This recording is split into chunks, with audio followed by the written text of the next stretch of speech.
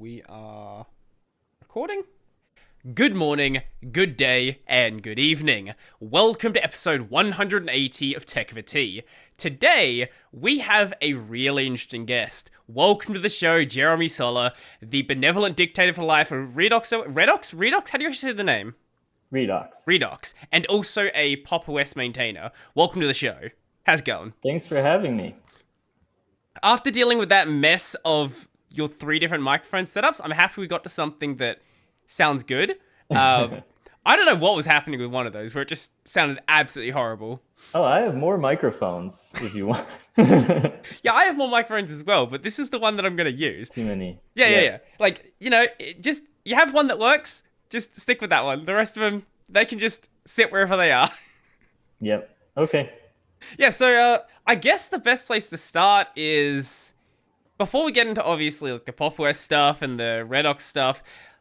Let's just talk about like your origin into computing and sort of work our way up from there. So, how long have you been like, just not even just in the FOSS world, just how long have you been playing around with computers? How long have you been doing programming stuff? Like, what's your origin? How'd you get into this, basically?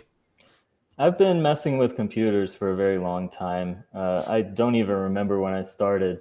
So, but I do remember the first computer I had. Mm-hmm.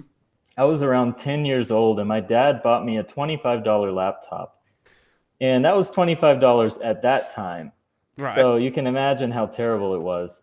Uh, it had probably 4 MB of RAM. It was running DOS, some version of DOS. Uh-huh. And I just played some games on it and started out there. But I didn't really get into programming until I had better equipment. So after I turned, I think, 12, I started programming in Visual Basic. At the time, we didn't have internet, so it was basically whatever programming language you could get an IDE for from the store. And so we were in some bookstore, and there was a CD for Visual Basic 6.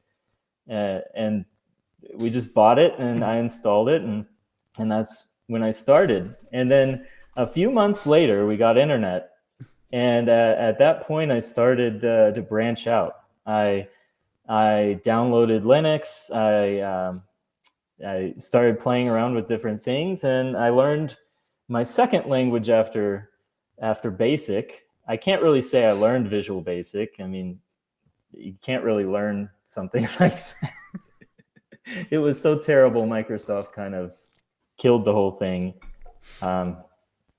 Technically, there's visualbasic.net, but Yeah, I don't know technically. anybody that uses it. I started learning x86 assembler, and I was interested in doing operating system stuff. So at that time, the only two languages I knew were assembler and Visual Basic. What a list. That's actually that's such a Yeah. great list. So, how did you get yourself into doing assembler stuff then? It was... Yeah, it was there was just finding documentation online, especially, and just trying to learn how to write some DOS programs, and then branching out from there. I wrote a bootloader, and then I was writing a kernel, and this first operating system I attempted had a very creative name. It was Soller OS, which is just my last name, OS. And after probably 3 years or so of messing around with that, I finally published it online. And it's just, I don't know, I was working on it as a hobby while at the same time learning more about Linux and not really programming in any other languages until later. I learned some Java, I learned some C, but it wasn't really until I started working that I got into more languages than that. Mm-hmm. So when you say you were using Linux, what were you using at the time? The first version of Linux I ever used was Turbo Linux 6, which is not something a lot of people will have heard of. But again, we didn't have internet at the time, and my dad would just take me to computer stores and stuff, and whatever they had that was cheap is what we would get. and Red Hat was too expensive, and that was pretty much the only other thing that they sold as a CD in a store. So at some point, he got his hands on Turbo Linux 6, and I installed that, and it really sucked in every way, shape, and form. Like I actually rebuilt my first desktop computer, so I have it sitting right next to me. It's a Pentium 2 with an Asus P2B motherboard, and the motherboard I think is from 1997. And so that I actually built a computer around that in like 2000 for $400 total, including the case, everything. So it was already out of date. And Turbo Linux 6 was also out of date by a few years, and they managed to barely work together in a way that might make sense. I had to hack it a lot because I had SCSI drives, and Turbo Linux 6 did not really like that very much. So getting the drives to actually work was a pain. And then getting audio to work in any form, shape, or factor was a pain. And then after about a year of that, we got internet. I think it was in 2003. Okay. And it was like, yeah, that's like the opening of the whole universe. Before then, we had internet. I mean, I had dial-up, and I came up with some creative ways to get the dial-up provider to give me more minutes. And try to keep working off of free trials. But yeah, we had dial-up, and once we finally got actual broadband internet, back when they called it broadband and it was still only like 1 megabit per second, I managed to download Fedora Core 4 and install it.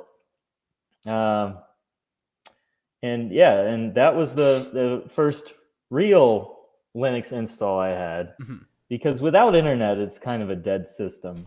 But once I had that installed, then I could upgrade it. And I do remember getting Wi-Fi to work was a pain, but it was still a lot easier than Turbo Linux 6, which is a distribution made by a Japanese company that no longer exists. It was not like good in any shape, form, or factor, but it was available. Well, available is always better than not available. And considering you'll say, how much was Red Hat at that point? Like, if you... I don't know. It was $100 or something. That was too much. Yeah, okay. Especially back then, like that's a lot more. CDs from work, so they were free. Oh. Yeah, I had no money. Yeah, no, that's fair. So you made your way onto Fedora Core, and then I guess the rest is pretty much history. Well, I stayed there for a while, just going back and forth between GNOME and KDE, and eventually Ubuntu came out, and I switched to it, and I was running GNOME 2 for a couple releases, and then switched to KDE, and I really, really liked KDE 3. For a very long time, it felt like, although it was probably only like a year and a half, but it felt like a really long time because I was so young. And then KDE 4 came out, and I'm like, what is this? I'm going to switch to GNOME. And then GNOME 3 came out, and I'm like, oh, what is this?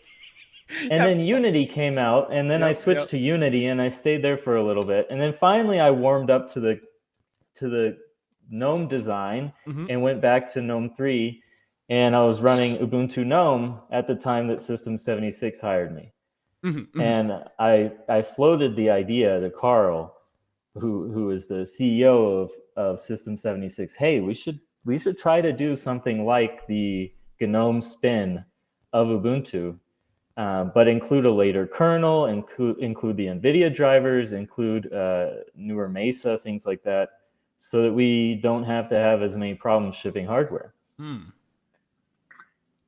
And that's where Pop came from. That was Carl's decision to... What year was that? That was 2018. So 2017, and then we released in 2018, 1804. Well, we had a 1710 release, Ubuntu 1710, and then we made PopOS 1710, but I would not qualify that as a real release because it was kind of more like a beta release. And then we had a bunch of features we built up for the 1804 release.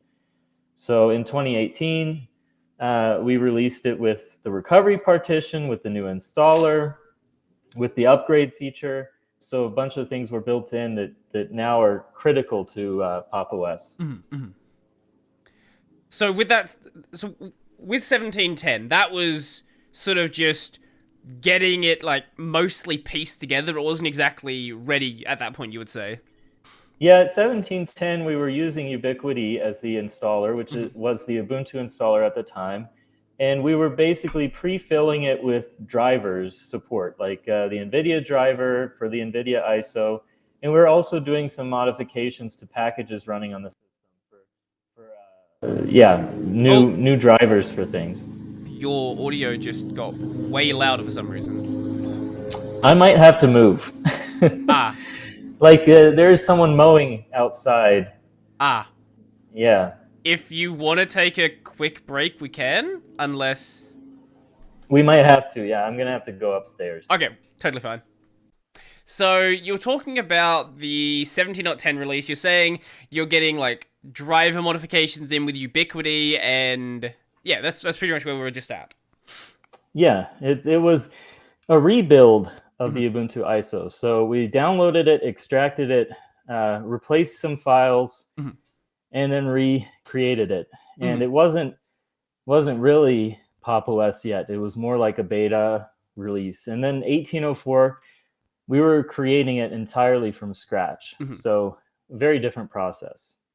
So why did you want to do Ubuntu with like a slightly newer kernel, newer drivers, and things like that? Like, why was that the direction you wanted to go?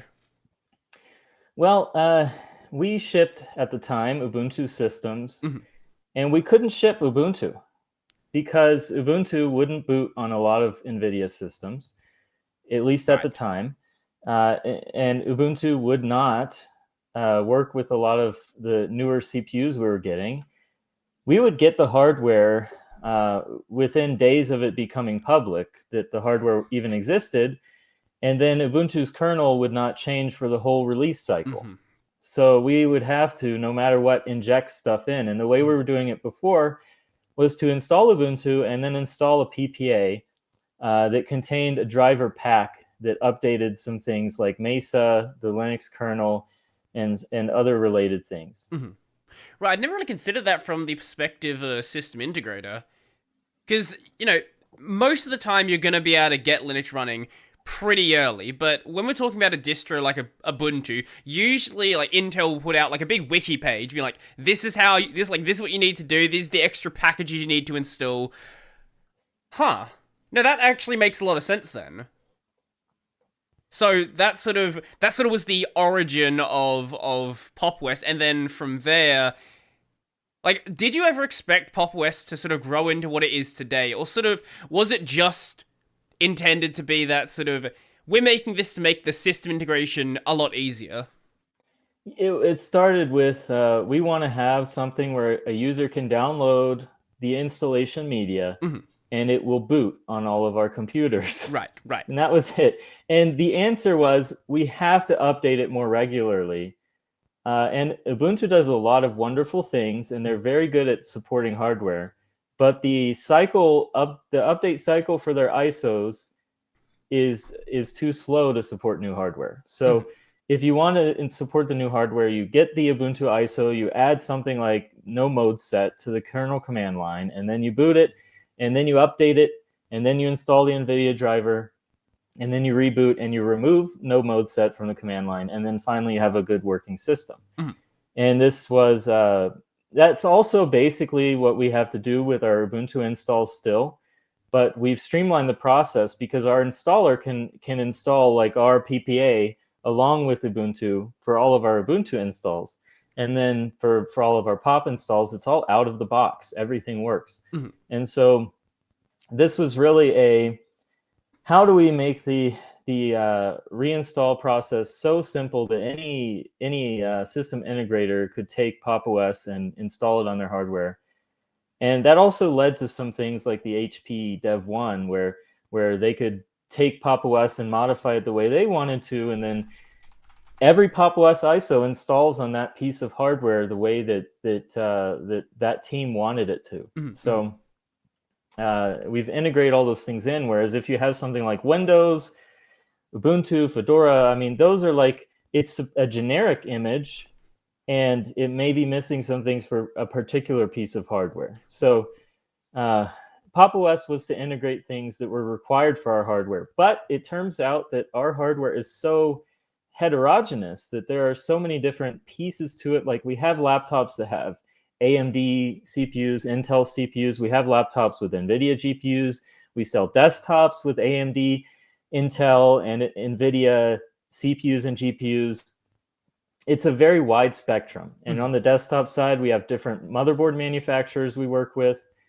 And so with this wide spectrum of hardware and us coming in and saying we're making a distribution that works on brand new hardware, that seemed to bring in a lot of people who are interested in buying new hardware. And even if they weren't buying it from us. So that's a market that especially is tended towards gamers, where they're upgrading their hardware and they need to know, if I buy a new NVIDIA GPU, is it going to work? Or am I going to buy it, put it in, the system doesn't even boot, I have to take it out and wait a few months for something to be released. We're selling that as soon as we can, so PopOS has to support it. Right, like the way I would recommend like upgrading systems for a normal person is just don't buy the new stuff. Just don't do that. Obviously, like you guys are selling it, but like if you're upgrading your own system, I always wait. Like my current card's a generation behind because I just don't want to deal with those early adoption issues.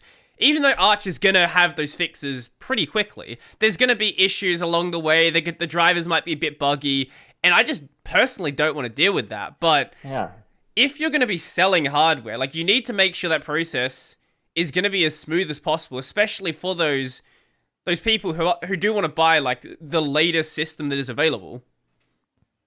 Yeah, it's important that somebody does it. Yeah. I think if you're going to go out and buy an old laptop and put any distribution on it, it will work just fine. And the release cycles of other distributions are tended towards the stability of older hardware, and that I think it's great that users have both options. And that's so if you go out and buy a brand new piece of hardware, you know there's a distribution that's tending towards that, and if you don't, you have more options of different distributions that are not trying to do that. And there's a lot of flexibility if you're not trying to do that. You don't have to go with the latest Linux kernel. And there are regressions in the Linux kernel that happen all the time. So sometimes we've had to make calls where we're like, well, this new kernel is absolutely required for the new AMD GPU. What do we do if it has a regression on an older GPU? And then we have to make a decision. And I'm hoping that the fact that someone is actually in this space makes that less of a likely occurrence. The fact that someone is tracking every new kernel release, and we do track every kernel release, even if we don't release every new kernel release. We don't release the ones that don't pass testing. Right. And so that means there are eyeballs on how is Linux working on brand new hardware. And we submit bug reports upstream as necessary, and we submit fixes. And we have regularly interacted with hardware companies as well to tell them when things are broken. So it's been a beneficial space for someone to be in. And I'm happy that we were able to create a distribution with this model of trying to support the new hardware. So what you're saying is, even if it's not directly released in PopOS, we can thank System76 for making sure hardware works. In some way. I mean, mostly you can thank and you can curse the hardware vendors themselves. When an NVIDIA GPU has a problem, it's an NVIDIA problem. And not a Linux problem, not a PopOS or Ubuntu problem or anything like that. As long as the distribution is doing what it should be doing to keep updated, then I think generally we should blame the hardware vendors and hope that they see our market as important. And that's why System76 is important, because we sell directly from those hardware vendors and have direct communications with them, where we will bother them if these things are not working, and they will lose money if they do not get them working. So we have multiple times, especially with NVIDIA and with AMD, had to say, hey, this new hardware is broken. I have to give Intel props. They seem like they actually test their stuff regularly. But we've also had issues where we've had to say, like, hey, Raptor Lake CPUs aren't operating correctly on the new kernel. Will you check it out? And that has led to updates that go through the entire ecosystem. So without somebody trying to actually sell hardware running Linux, there's no interest from Intel, AMD, NVIDIA on making sure it runs. Wait, what am I hearing now? Oh, it's the mower again. It's on this side of the house now.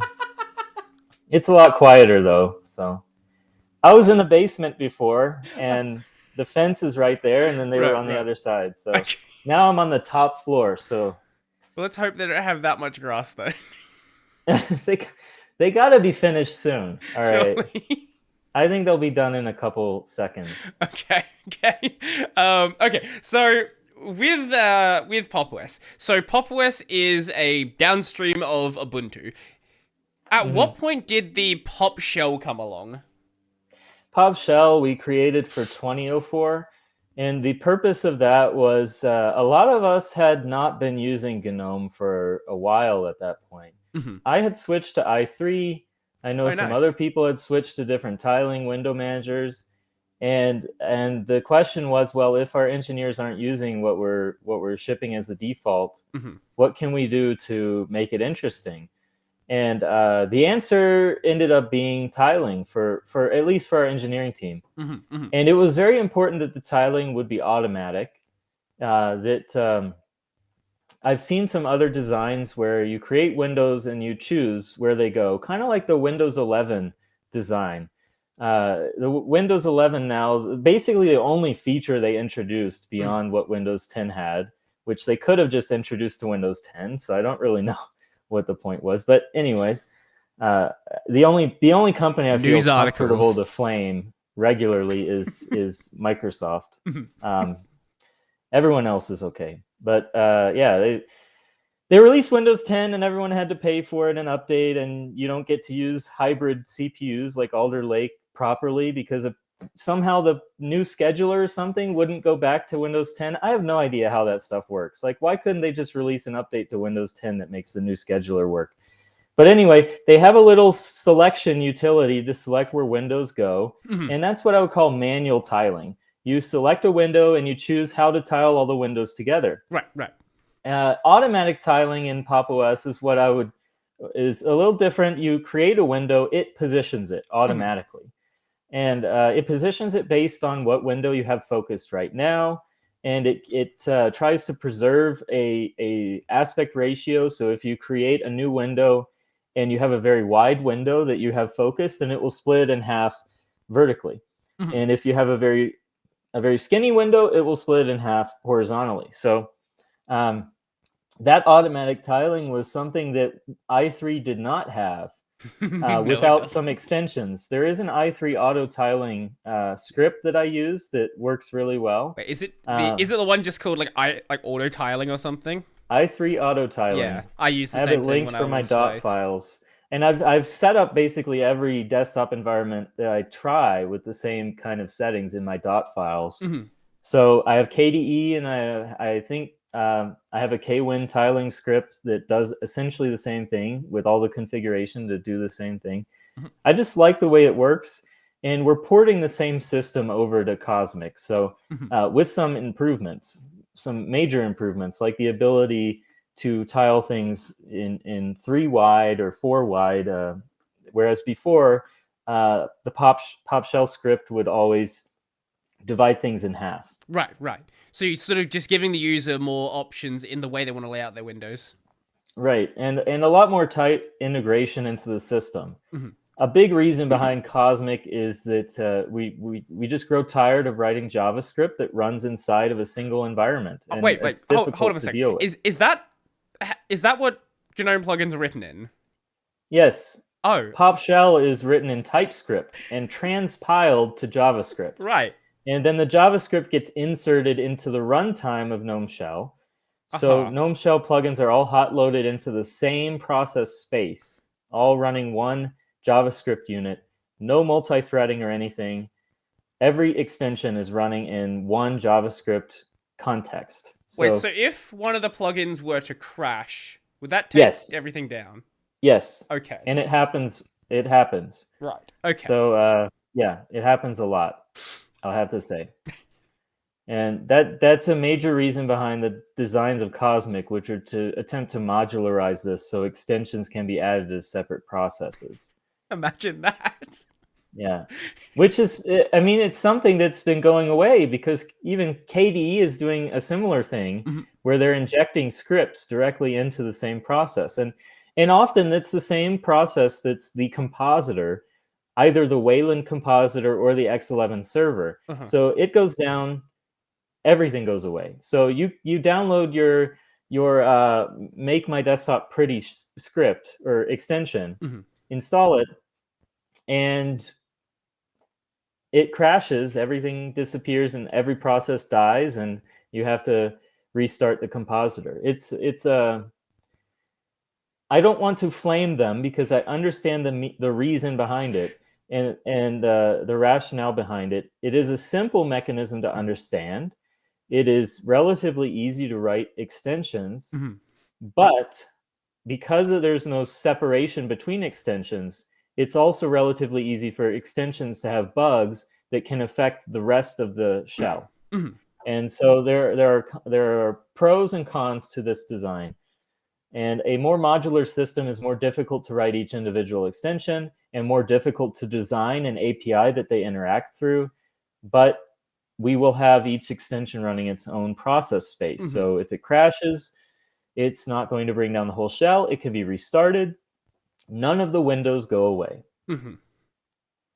That's a much no, that's a much more sensible design. Like if I because like okay, a lot of the plugins are going to be made by some, it's going to be made by one guy probably, and it's going to probably not have a test suite. It's probably going to be like, written well enough that it doesn't crash most of the time On one version of GNOME on Shell, one right? version of No Yeah. Shell. And Yeah. then once the way that they update, of course, is to change the JavaScript inside GNOME Shell itself because the majority of GNOME Shell is inside that JavaScript context. Right.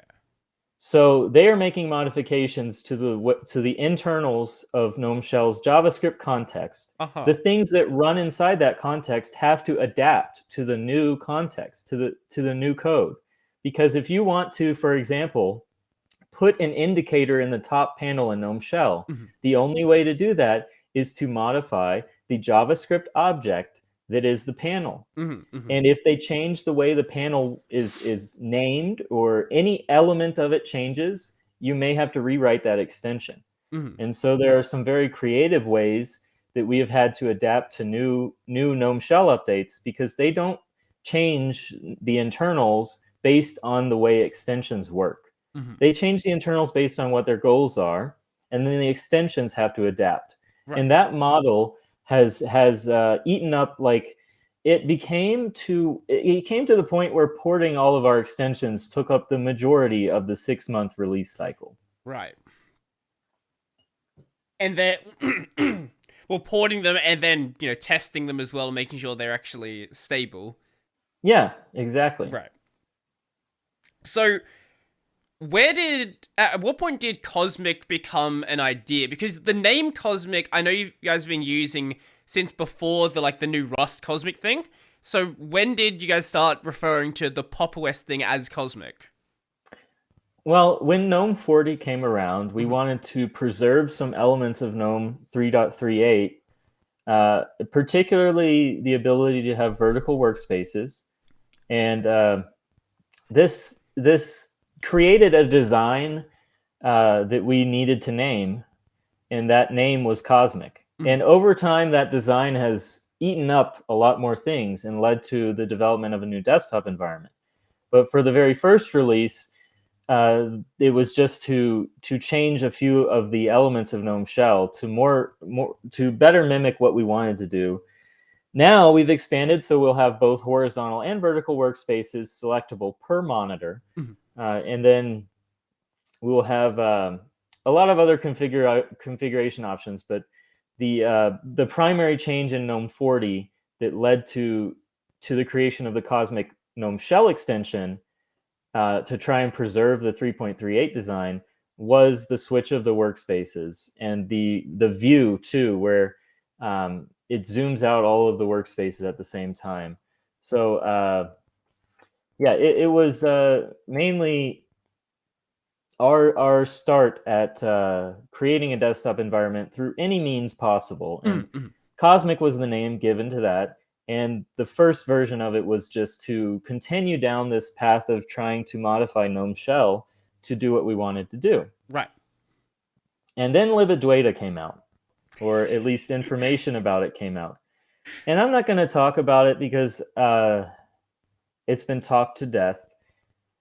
But the issue simply was we did not want to adapt to their concepts about theming, Right. and they did not want to adapt to ours. And this led to the natural conclusion that they should be free to go and do what they want to do, and we should be free to go and do what we want to do. And that involved us choosing a different toolkit. And at that point, we started investigating, and we've been deep into Rust for all of our other projects. Every new piece we add to PopOS, if possible, is usually written in Rust. So we had an installer backend called distinst that was written for 1804. It was written in Rust. We have an upgrade daemon, pop upgrade. It was written in Rust. We have some other elements of the system written in Rust. So we wanted to see, okay, what can we do with Rust in the UI space? And this led us to evaluate a ton of different toolkits. And at the time, we settled on Iced. We settled on particularly making a layer on top of Iced that would come with some simplifications for creating Cosmic applications. So we have a libcosmic that integrates directly with Iced and is completely optional, but it provides automatic loading of the themes that a user can create, which are quite extensive and customizable, as well as integrated UX ideas. So we have widgets there that are created by our UX team that are then placed into libcosmic. And then we use that to create the elements of Cosmic. And again, all those elements are separated into modular pieces. So you have Cosmic Comp that actually is the compositor, the Wayland compositor. And the only piece we haven't really figured out how to modularize yet is tiling. And this is another thing that I've told to everyone who's asked, like, can you collaborate on tiling? And the answer is it really should live inside the compositor. We found so many problems with Pop Shell that would be solved if we could just modify Mutter. But modifying Mutter was not on the table. So what do you mean with collaborate with tiling? Not sure what you're getting at with that. Yeah, we've been told, well, why don't you just work on GNOME to bring in this idea into GNOME Shell? And there's a lot of different ideas floating around, and technically, there's no technical reason it couldn't be done. But from a pragmatic perspective, to integrate everything into a already existing compositor and have all the people who use it be happy with that is much more difficult. And so I'm glad that they're going off and going to try to integrate tiling in. I don't know what that will look like. It probably won't look like Pop Shell, but it may be a good base. There's still a lot of reasons why we need to go down our own route. I don't know if you'd seen anything of the talk that was happening. No. Okay, so it's not tiling exactly in the same way that you'd want it to be for PopOS. So like Tobias talked about, like the idea of just doing like making Windows be tiles, like that's not exactly what they're going for. They sort of acknowledge that some applications don't play nicely with having their aspect ratio changed, and it's more like sort of, I guess it's sort of putting a grid of windows to get together, but not necessarily making use of the entire desktop, if that makes any sense. I'll send you the talk afterwards if you want to have a look. Okay. But I don't... right now, it's still a mock-up. So I don't know how, like, customizable that tiling would be if you guys wanted to work with it anyway. Like, whether you're going to be able to write plugins that are going to be able to interface with that, or it's going to be exactly the way they want it to be. At this point, we've already completed the tiling implementation in Cosmic Comp. Right. Yeah, and it's Rust, and it's great, and it's fresh, and it's modularized, and we don't ever want to go back. It's just how it is. And I tried, and they took my attempts at trying as an offense, and now I don't want to talk about it anymore, about GNOME. And I've had a wonderful history with using GNOME, but I'd like to alternate GNOME and GNOME because I'm still not sure which one to say. Please do. But it's that going to annoy history people is a at lot. an end. I'm now a Cosmic man. So yeah, there's Cosmic Comp. The compositor is at the center of the whole thing, and the modular design means that the panel is a different process, not just the panel, but every applet inside of the panel is created by a different process. So even the network applet, if it crashes for some reason, which it probably won't because it's written in Rust, but I mean, I don't want to say Rust is a silver bullet for every single problem. It kind of is, but it's as Definitely close not to one as biased. we can produce. But yeah, if it crashes, which it could, it won't bring down the whole panel. Right. The panel will just reinstantiate it. And if the panel crashes for whatever reason, then the panel will be reinstantiated. It will be respawned by Cosmic Session, which is a session handler. And basically it says, well, I need to run Cosmic Comp and I need to run Cosmic Panel, and if either of them crash, I'm going to restart them. Now, if Cosmic Session crashes, then my belief that your computer has not been compromised is very low. I believe it has been compromised. Like, it's a very simple program. It only spawns two things, and if either of them crash, it respawns them. That design is so that we have a single... we do have a single point of failure, Cosmic Session, but something has to be a single point of failure. Sure. And so we make that thing be as minimal as possible. And then the things that are not single points of failure, like the applets, we spawn those in different processes so they can't kill each other. And if one of them does die, we can recreate it. And sorry, yeah. I was going to ask you, at this stage, how big do you reckon Cosmic Session is? Cosmic Session, in terms of what? Lines of code? Yeah, or... we'll go with lines of code. That's the easiest thing to go with. I mean, it would probably be... There is one thing that's in there that's a little strange, which is that notifications, because notifications in the free desktop specification have to be handled by a dbus server, and there has to be only one of them. Basically, a socket is created by Cosmic Session and then handed off to Cosmic Panel, and also to a separate server, the Cosmic Notifications server. So it's probably about 200 lines of code, and the majority of that is for creating that socket and sharing it.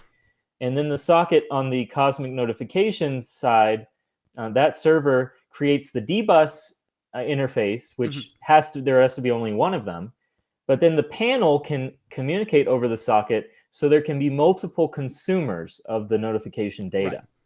So it's multiplexing the notification data. So it comes in through dbus, and then it goes out to each panel instance of the notification widget or applet. So that way each applet can read the notifications. And by having permissions defined, we can prevent any other applets from reading notifications. So each applet can be sandboxed.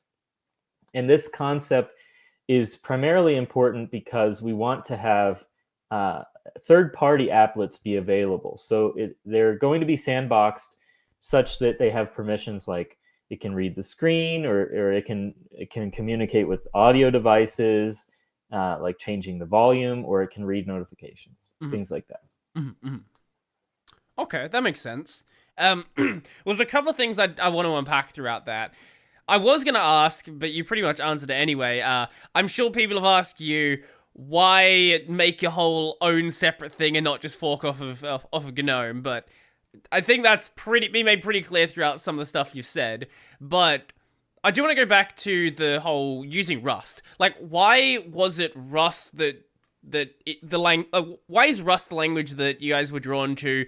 What is the value in this language? And just go with that, I guess. Yeah, sure. Well, if we're starting from scratch for any project, we don't really have anything to bind us to any other programming language. And in that kind of free field, it's very hard to rule out Rust as the language to start with. Okay. It is statically typed, which is important for preventing errors that happen all the time in dynamic programming. We love it's the reason why duck typing is great, isn't it? it's the reason why Pop Shell is using TypeScript, so that we can add a layer of static typing on top of a dynamic language. Because it just means if you pass the wrong object, the compiler complains. You don't have the whole system crash, 3 weeks after the user boots into a session because something was wrong in one specific tiny little use case. Because of a mistake, which happens all the time in Python and JavaScript, where, oops, at that one point in that one, rare case, I passed something in value error. Where'd that come from? Let me just wrap the whole thing in try catch, and hopefully everything's fine. Right? Try catch solves everything. Try catch the whole entire Yep. piece of code. Main function. We just messed the try catches down. Like exactly. Every function has a try catch. It's Yep. So yeah, well, it's easy to write dynamically typed programs because you don't have to worry about the types matching. But when type matching is required, you run into cases where in JavaScript, you have things interpret themselves as true or false in a completely unpredictable way, you would think. And you have to learn the entire ethos of the creator of JavaScript to figure out why square brackets are true and curly brackets are false. And it's I don't want to make fun of JavaScript, but I feel like out of all the programming languages I could make fun of, that's probably the main one. Because so many things in it don't make any sense to me. So yeah, static typing was important, and then you have to rule out, well, why not do it in C? Why not do it in C++? And so another thing about Rust is it's not really just about memory safety. Memory safety comes out of the borrow checking system, and the borrow checking system is kind of an extension of static typing, where now the typing system is also evaluating, have you mutably aliased an object when you shouldn't have? And this extension, this borrow checker, just rules out a ton of other bugs. And another thing is the non-existence of null. Null doesn't exist in Rust at all. You have to use the option type, which is a strong type. It either has a variant some or a variant none. You can also use a result type, which has a variant OK and a variant error. And you have to match the variant. You have to handle both cases. You can't just have a function that takes a pointer, and the pointer could be null or could not, and then the programmer could forget to check for null. Every function that takes a pointer to something is usually done through a borrow. And the borrow is statically checked by the compiler to always be a valid pointer. And if you don't want it to be a valid pointer, you wrap it in an option type, which then the programmer has to actually unwrap that option type. They have to handle both cases. In C and C++, often the mechanism by which you pass errors back is to return -1. Well, what if -1 needs to be a real thing? How does the user of the function know by just looking at the function if the error type is 0, -1, 100? They don't know. They just know it returns int. What does int mean? And in C++, pointers are used all over the place, and it's very easy to pass in pointers when they're already being used. For example, iterating over an array while you're removing elements from the array. In Rust, you are not allowed to do this unless you do it the correct way. Mhm. In C++, it is very easy to get seg faults because you've removed an element at the same time that you're iterating an array. Yep. So these are all things that a stronger type system prevents. So I'm very into types, and I would have gotten into Haskell if I had a PhD in applied mathematics, but I don't. So I'm not into Haskell. So I got into Rust, which is like the next best thing. Mhm. As you were going through those examples, I was thinking back to my software engineering classes, and I was thinking back on every single time I did Yeah. exactly what you were saying. Yeah. Yeah, and it's not so, and the apologists will say, well, you just have to get better. Yeah. You just Get have to better. get better. Get good. And I don't think that's an answer, because people don't, there is a limit to the ability to understand a system. And when you drop somebody into the Linux kernel and it has, 6 million lines of code or whatever it is at now, you can't expect them to understand every other part that they're interacting with. Well, it's And not, all those parts have to work for the whole system to not have bugs. it's not just that. Like, if you can get the computer to do that checking for you, like, why would you bother doing it yourself? Like, go just go wash your clothes by hand. Why would you use a washing machine? Like, no point in that. Like, you can just do it manually. Oh, well, washing machines, don't you know that they have the 5G signals that communicate with your COVID implant and blah, blah, blah? Look, And there are some really crazy like, people out there. you were joking about the 5G thing, but I guarantee there are actually washing machines that are like. There have to be washing machines with 5G. Yeah, there are there have so to be, many surely. smart. Why does anybody need a smart washing machine? I don't know, but they are there. They exist. A smart refrigerator. Yep. Why? So it can fail. So it can just. So it can play Doom. There's a software bug, and then all your food rots because the software bug turned off the refrigerant. It's the same reason why cars may have a ton of things going through the entertainment system, but usually they try to segment out a few of the critical things. Like, do the brakes work through the entertainment system? I don't think so. Maybe on a Tesla. I was going to say, maybe on a Tesla. But probably not on most cars. We got a little sidetracked there. We're talking about Rust. Right, on the topic of Rust. So you guys are going with the iced toolkit. I don't know anything about Rust GUI toolkits, but what were the other options at the time you guys were considering? It is a very nascent field, and there is a lot of interest in creating things that actually work. And when I got into it, there was absolutely no text rendering being done in Rust. It was all wrapping other libraries at best. And at worst, it was basically rendering text without any handling of complex text items like shaping or like anti-aliasing or things like that. And so ICE was doing it that way, but so was everyone else. Accessibility is something that we're still working on building into libcosmic. So it was really hard to come in and evaluate any of these because so many things would have to be done in-house for it to be finished. The first evaluation was, do we want to use a pre-existing toolkit not written in Rust, like GTK, Qt? Do we want to use one of those? And we eventually decided not to, and it was a very tough decision. On the GTK front, it was primarily due to the attitudes of the GTK developers towards how we were doing theming on PopOS. And although technically it's probably still possible to theme libadwaita and to theme GTK4, they have made it tougher on purpose, and that does not give us confidence in the future of the platform. For Qt, our main issue with Qt was our difficulty to integrate it with Rust, because we still wanted to write the business level code that controls the GUI, the GUI in Rust, and we wanted to integrate that as tightly as possible. And GTK RS is really good.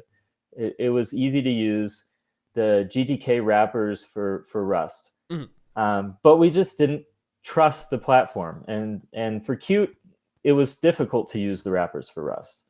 So that led us to the thing. Well, if we'd have to work on either of these either way, either we'd have to bring ourselves to trust GTK to continue working for us. Mhm. And our use case is definitely strange because we will be loading custom theming into the application based on the user's config files, Mhm. and that was something that we weren't sure was going to last in GTK.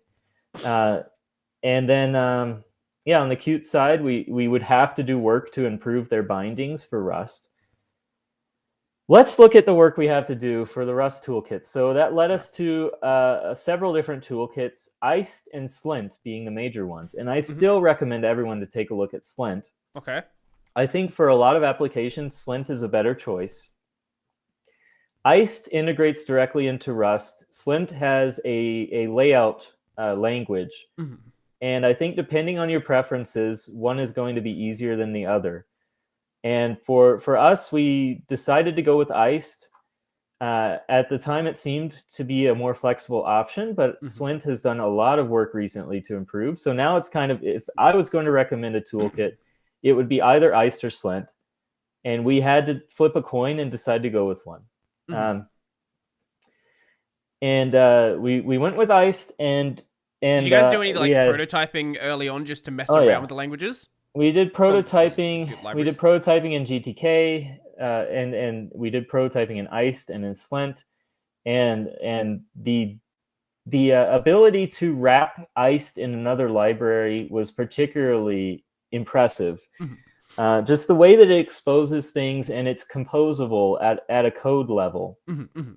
I think it makes it a little more difficult to use at a higher level for someone who wants to draw up a design in a design editor, Mhm. something like Glade or a Qt Creator or Qt Creator, which I've used Qt Creator a lot. I used to do a ton of C++ stuff.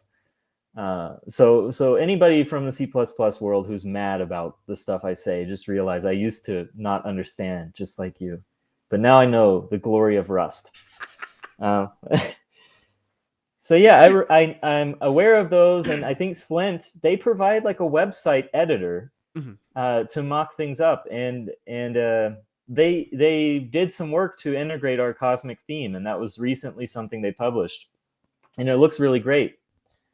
Wrapping it into Rust and creating custom widgets the way we wanted to do, and it just Iced was something that appealed to us. Mhm. Mhm. It also follows an Elm-like structure, uh, which a number of people on my team were interested in. We had been experimenting with Realm 4, which is a wrapper for GTK4 that has a Elm-like structure as well. Mhm. And Iced was a little cleaner in terms of following this model because it was able to separate things out that using GTK would be difficult to separate. Mhm. Yeah, at the end, we had a lot of work to put into Iced. For example, I had to spend about a month just re-implementing like all of the pieces of shit about text layout that nobody thinks about but have to work before you have a working toolkit. Mhm. And so that became Cosmic Text. And now Cosmic Text is integrated into Iced, Mhm. and Slint is planning integration of Cosmic Text as well. Okay. Wow. So that was something created by System76, the first pure Rust shaping and rendering solution. It integrates some other libraries that were very important. There is a Rust port of I forget the shaping library's name now. I can find it very quickly. I'll just go to the Cosmic Text GitHub page. Easy. Because I don't want to throw out that we did everything. It was an integration of multiple different efforts. Mhm. It did require a lot of System76 work to get everything working. Shaping. Who does shaping? Shaping is provided by Rusty Buzz. It is Rusty Buzz, yes. Render is provided by Swash. Right. And Rusty Buzz is itself a Rust port of Harf Buzz, which is the name I was looking for. And that solution basically, Swash was able to render everything, Rusty Buzz was able to shape everything, but combining the two and actually doing layout is an incredibly complicated task that no one had really attempted yet in Rust. And so a lot of Rust libraries were either not handling international text correctly, or they were wrapping very large C libraries to do the same thing. Right.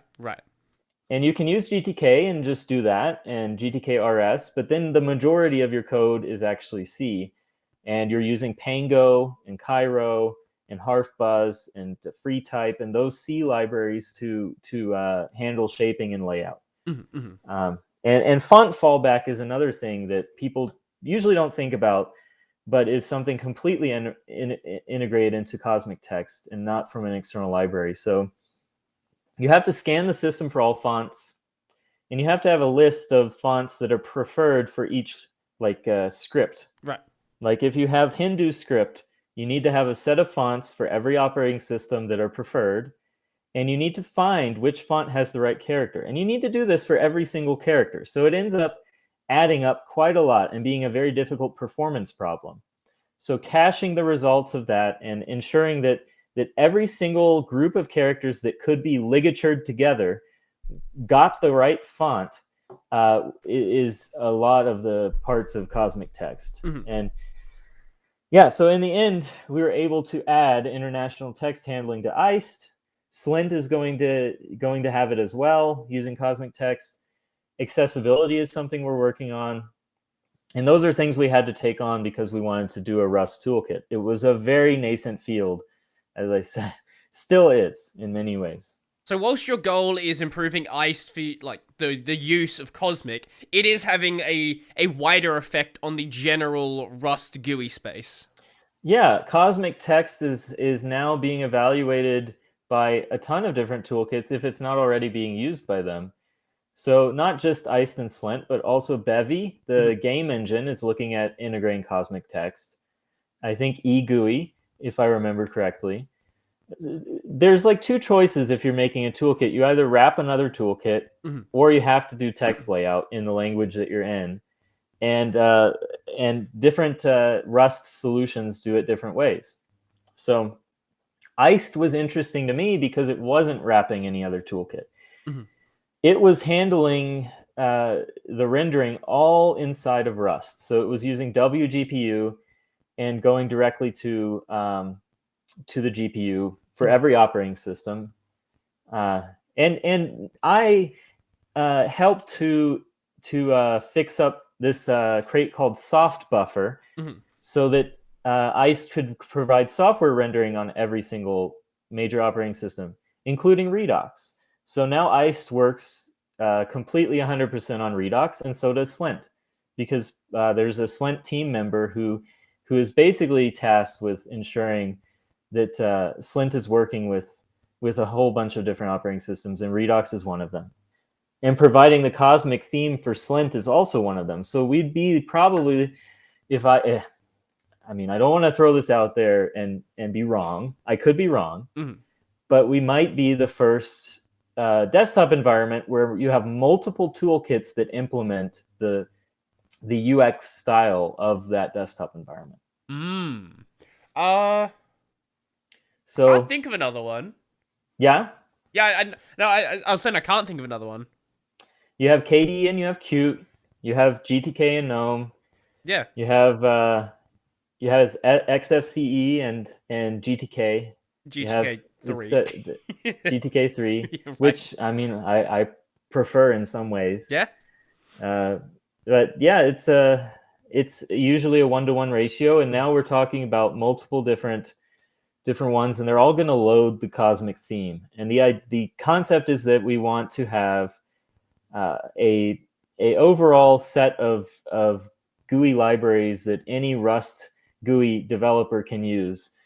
And they can be assured that the whole entire stack is Rust. So all the way from from their code down through the toolkit, down through the rendering libraries, to finally the interface with the operating system, and that's where it cuts off. Unless they're on Redux, then it keeps going all the way.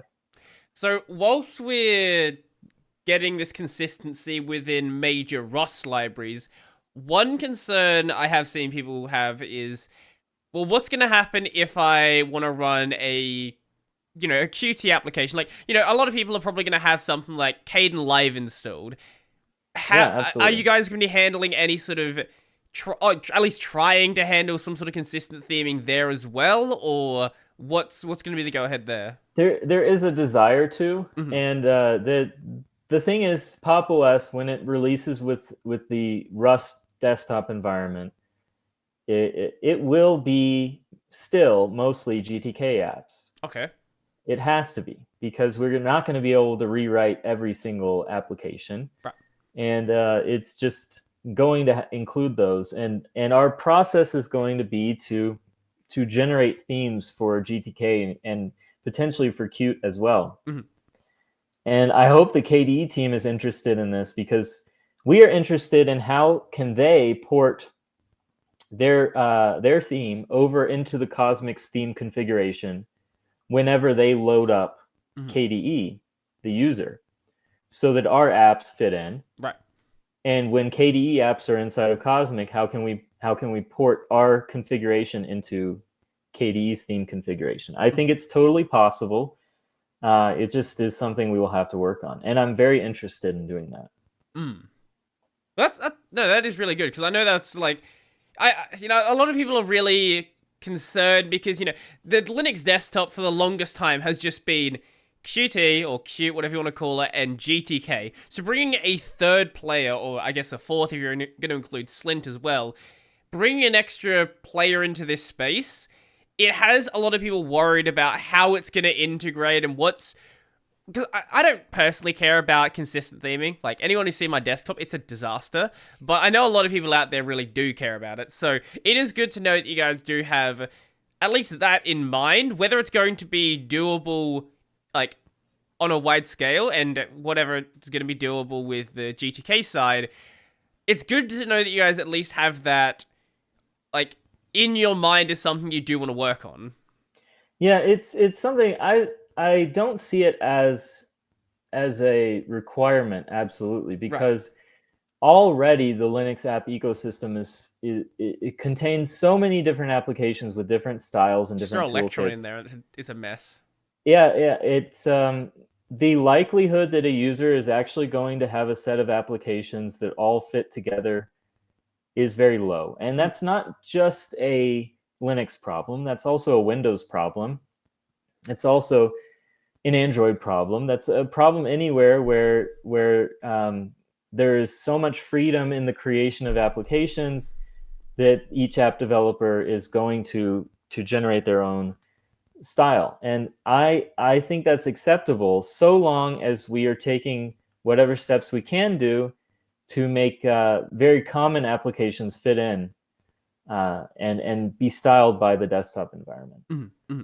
So I would hope that a set of similar applications, file manager, terminal, would live in any desktop environment and would fit in there. Mm-hmm. I am skeptical that it will actually be possible to the level that these users seem to want it to be. Again, there are lots of different applications with lots of different design concepts, and Mm-hmm. there's no way you're gonna make all of them fit together. Right. But to the extent where we can, I would like to be able to port themes from KDE into Cosmic and vice versa. Mm-hmm. And there are some attempts to standardize this at a free desktop level as well. It's kind of minimal right now, with accent colors being considered. We can probably go a little further than that with Qt and Cosmic integration. Because the accent color proposal really just makes the colors of the application match. It doesn't particularly make the sizes, shapes of things match, and just the accent color. So there is still a lot that would be not matching across toolkits. Right, I right. don't think adding more players really changes the landscape that much. It's not really fair to say there's only GTK and Qt. There are so many applications that are using custom toolkits or using different toolkits that I think it's and a lot I of guess them what are I meant there is like pre-installed. the major desktops. That's what they're using. Sure.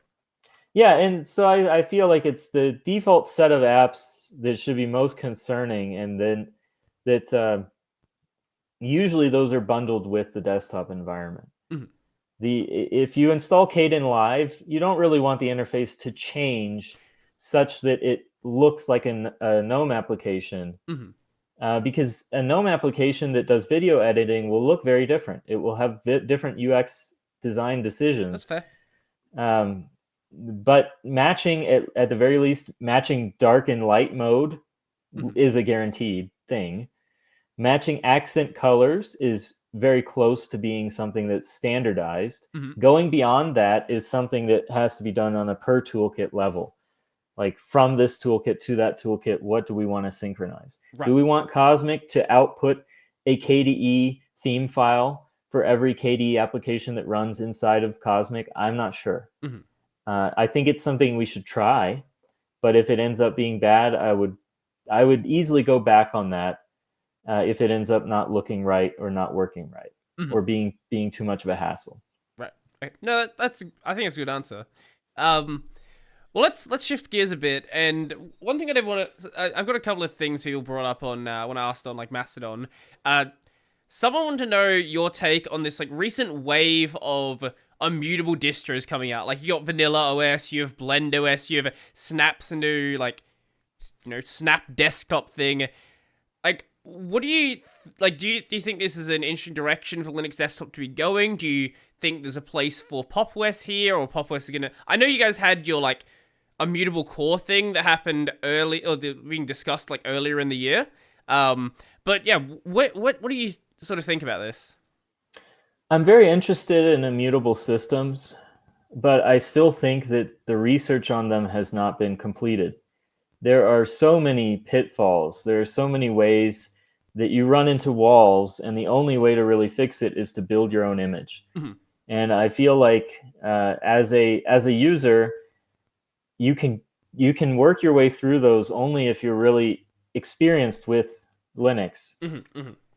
because the guides that are out there for modifying Linux usually assume you don't have an immutable distribution. Right, right. And if that's the case, then we are producing something that's supposed to be better for beginners, but requires an expert level if you want to go beyond. So there's almost a gap in the learning abilities, in the abilities the user has. And how do you jump the gap from I'm a unexperienced user who's okay with immutable distributions because I have no use case where I would have to do something hard Mm-hmm. to work with them, and I'm a very experienced user that knows how to get past those hurdles. Mm-hmm. There is a gap there that I feel like has not been filled yet. And I'm happy that there are so many other people willing to explore that and try to figure it out. I feel like with most of our customers being business customers and being in spaces where they customize the OS at a low level, Mm-hmm. There are very few distributions that are immutable that actually meet their needs. Right. NixOS might be the closest thing because it's just so easy to configure changes to NixOS compared to other immutable systems. But that comes at the cost, I think, of it being difficult to define the packaging for packages. And you have to learn the Nix language and learn a lot of other things before you become proficient enough to create new packages. If the package already exists and all you want to do is configure it, great. But if it doesn't exist, I say this because we did have to recently see how hard would it be for Cosmic to be ported to Nix. It was difficult. It was difficult to port. Mm-hmm. So I say it depends on who you are, and a lot of people could live inside of a immutable distribution, but there are still gaps. There are gaps with users specifically who want to modify the system level but don't have an easy, well-documented way to do that. On Silverblue, you may have to reproduce the image, which is actually what one of our developers does. So she is the primary developer of Cosmic Comp, Victoria, and she uses Silverblue often. She produces a brand new image. She's not using RPM OS tree to put packages in. She is recreating a brand new image when she wants to update. And this custom image is then put into OS tree as a new commit. And I feel like that's a very difficult thing to do. It works technically, but it's far more difficult than installing Cosmic on a mutable system. And so there's a gap there that needs to be bridged. How do we bring moderate level users who have enough technical ability that they need to do something, but not expert level where they want to go learn how to package things for an immutable distribution. And that can only really be bridged by immutable distributions themselves actually trying to handle these use cases instead of just saying Flatpak is enough. Or Snap is enough. It really isn't enough, especially when you consider that Flatpak is a CLI, is devoid of any CLI like provisions. So if someone wants to install a MySQL on Silverblue, they can add it with OS tree. How do they configure it? Okay, they have to go through this special Silverblue specific mechanism. That means Silverblue has to produce documentation specific to Silverblue. Whereas for all the mutable distributions, like the Arch Wiki, those guides are usually portable to every single other mutable distribution. So all I'm saying is it's a very, very good thing for producing absolute truth in terms of the operating system image. But there are some very difficult gaps with specific use cases that are far more difficult to do with current immutable systems. And what I feel like a user would want to do is just be able to run sudo apt install something just straight out of the guide, that and it just works. And I went down this path with PopCore to try and figure out how to make an immutable system on top of a Debian-based system, and I did not make enough progress. I feel like there are some very big issues with the state of packaging in Debian and Ubuntu that assume a mutable system and are very hard to move into an immutable system. Namely, the presence of distribution scripts, of packaging scripts. Those scripts are completely Turing complete, right? They can do any command they want at any time. They can try to change, for example, the bootloader on the disk, which the grub package absolutely does. And so if you have a package that does this, then how do you integrate that into an immutable system? You have to, and what Fedora did for Silverblue is they took all the RPMs that they had and they filtered out the ones that would fit in, and they started with that set and converted them so that they could fit into RPM OS tree. But there's still a wide set of packages that are unavailable with RPM OS tree. And that set of packages will be difficult to port over. And then there's everything in the Copper repo that are third-party things. That's another thing that irritates me about. And another reason why I love Ubuntu and Debian is that so many things are in the main repository. With Fedora, with Arch, you have to use third-party repositories. And the AUR is absolutely a third-party repository. Anybody that says it's part of Arch, no, it's really not. You have to, those are somebody else uploaded those scripts. So does any of this make sense? No, I get exactly what you're saying. So basically you need, firstly, good documentation on how to do it.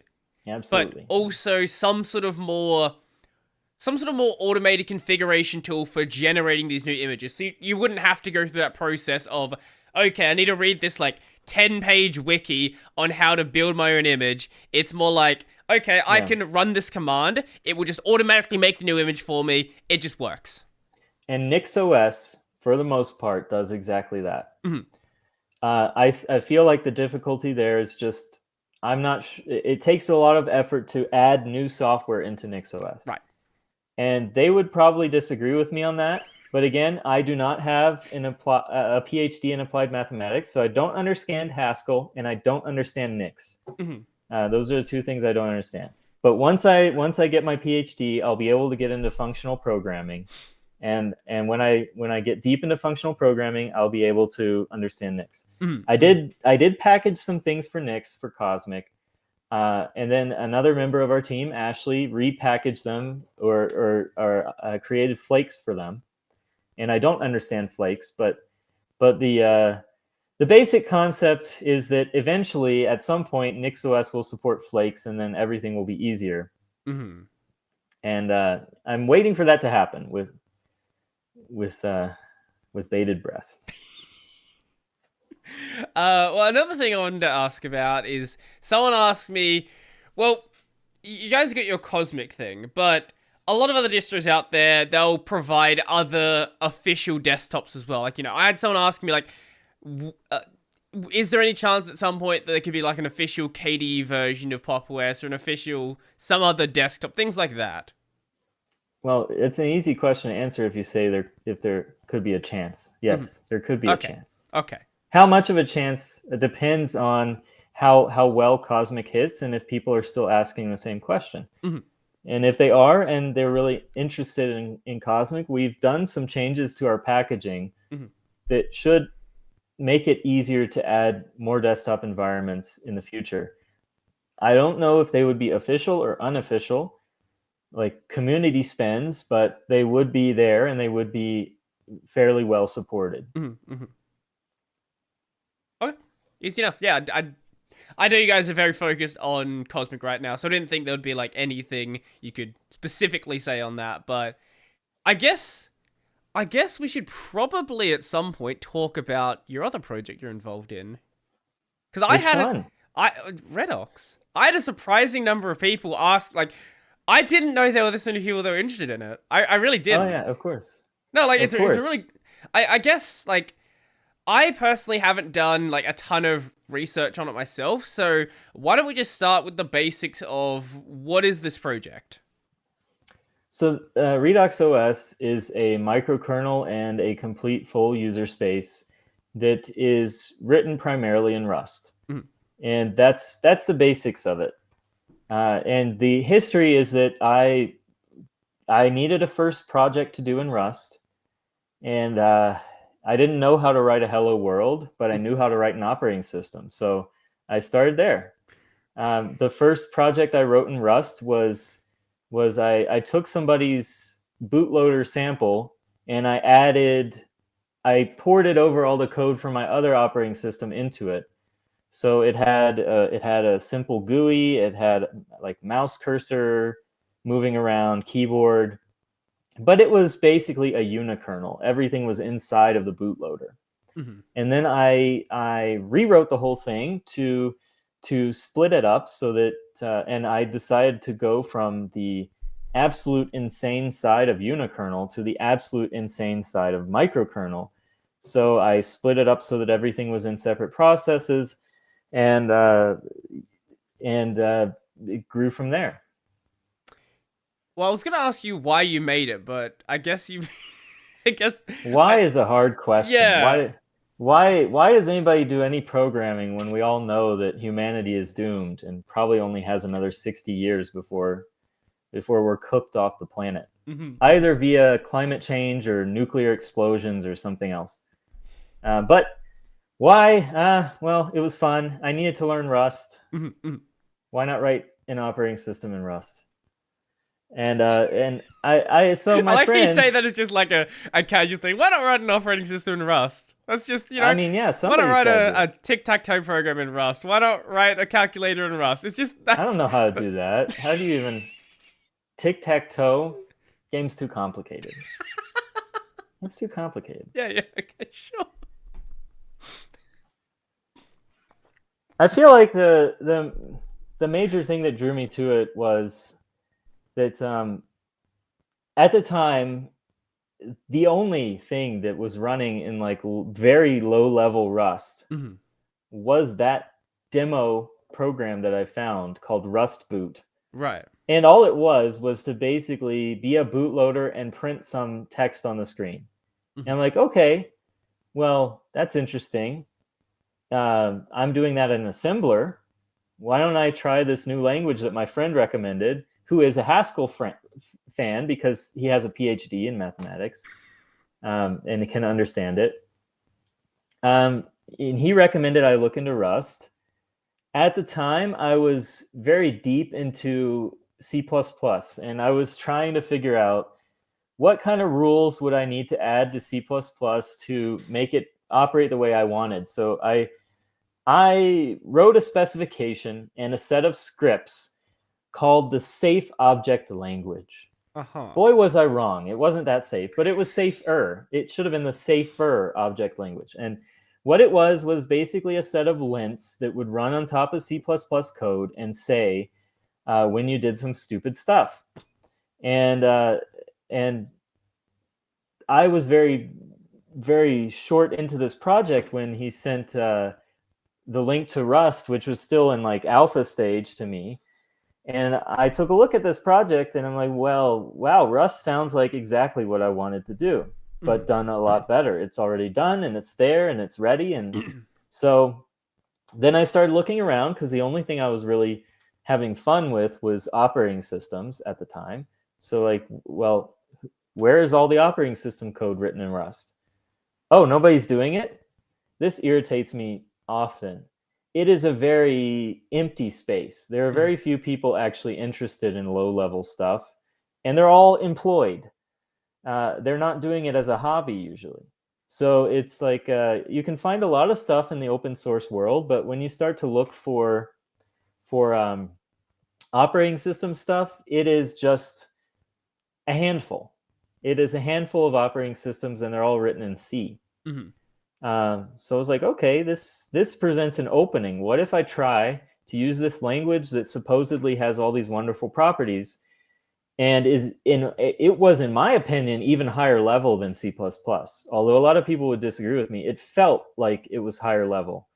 So I was like, how? Like, this is wrong. How can you even use this at such a low level? It just felt wrong to me. It felt like I was cheating. If I were to write all this stuff in Rust and not have to do it in assembler line by line, and every time I add a single instruction, I have to recompile the whole thing and test it because God knows it's impossible to make changes to assembler without making mistakes. And sure enough, it was easy and worked well. And I'm like, well, this will scale. I can start to write more things with this. And yeah, that's where it came from. I just went straight from assembler, Visual Basic, assembler, with some C++ on the side, but I hated it. Rust. And then that was it. I still do a bunch of assembler because you can't really do operating systems without it. But yeah, doing so much in Rust and making it a microkernel, and it just scaled very easily. I could write a driver for Redox in half a day.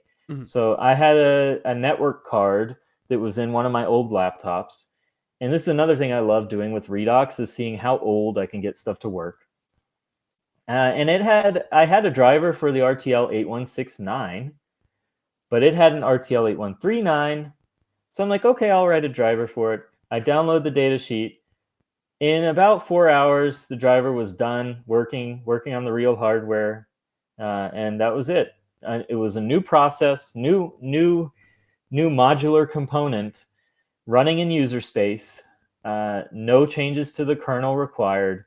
New piece of hardware is supported, and yeah, it feels to me like microkernels are still the right way to do things, but nobody has really invested that much time into them outside of research, and that also irritates me. Just the lack of resources at the lower level, and the heavy investment of resources into high level things, and how can we get Rust to run web server stuff and run inside of WASM and things like that, and that's got like 99% of the entire Rust community working on it. And I'm over here like, hey, you guys realize we can use this anywhere. It can be at low level stuff too. Mhm. Um, yeah, it's been interesting. So, correct me if I'm wrong here on the dates with Wikipedia, but Redox started before the first stable release of Rust. Yes. About a month before the first Jeez, okay. So you've been, like, there from the start, basically.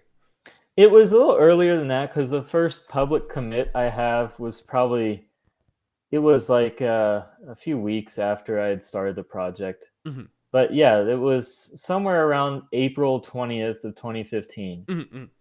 Yeah, And that's exactly the date it 420 says is here. just a great time to release stuff on 420. And it also means that the anniversary is right around April Fool's time too. So Mm. we've had a few April Fool's jokes until everyone decided April Fool's wasn't cool anymore. Yeah, it's no fun. To stop that. I'm the only one Too who makes bad. April Fool's Linux videos. What do you got? Yeah. Guys, join in on the fun. Nobody wants to have fun anymore. No, no fun. They just want to complain. Yeah, exactly. It's Uh, okay. so I guess that explains why Orb TK was a thing then. Yeah, OrbTK was a Rust toolkit, pure Rust. Because there wouldn't have been a toolkit like when you started. When I started, there was very little. I don't Mhm. even think Iced was around. Slint may have been around as 60 FPS, which it was known as before, but I don't even know. At that time, I wasn't sure if we could even port other toolkits to Redox. There Mhm, was mhm. just, it was so different of a system and had so few things to filled in. So I had a window manager called Orbital, and I had a client library called Orb Client, and all the apps at that time were just rendering directly to a frame buffer. And then Orb TK was to try and wrap that up in a way that was a little easier to interact with. Mhm. And we used it for a couple applications, but in the end, I just I don't know. I think I filled in enough of the GUI stuff that I kind of didn't get have interest in it anymore. Mhm. And so I worked on other parts of the system, especially on driver support, on making sure Redox booted up on all hardware, on the file system, things like that, porting to new architectures. The first microkernel version was 32-bit x86. And then it really sucked, and I wiped it all away and rewrote it, and I rewrote it 64-bit x86. Mhm.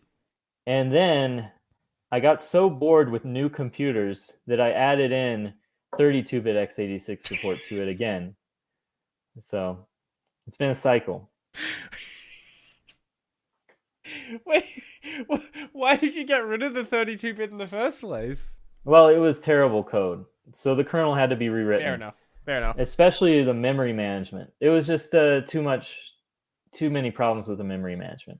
Right. And then that was fixed, and then it was written for x86 64, and then there was a port for ARM, and then there was a port for 32-bit x86, which is Mhm. now my favorite platform to work on because I can work with really old stuff that Linux doesn't support at all. Like you try to run even the most lightweight Linux distribution on my Pentium 2 Mhm. computer, it will absolutely not boot. It won't have enough memory to even load up the installer. And then you try to run Redox and it runs just fine. And because it's been optimized to fit on that specific hardware. And it runs the same way on a 128 core Threadripper or 128 Threadripper processor with 128 gigs of RAM or whatever. So yeah, it's scalable. Mhm. I Mhm. really like having that aspect that I can write a piece of code and it will run across so many different pieces of hardware.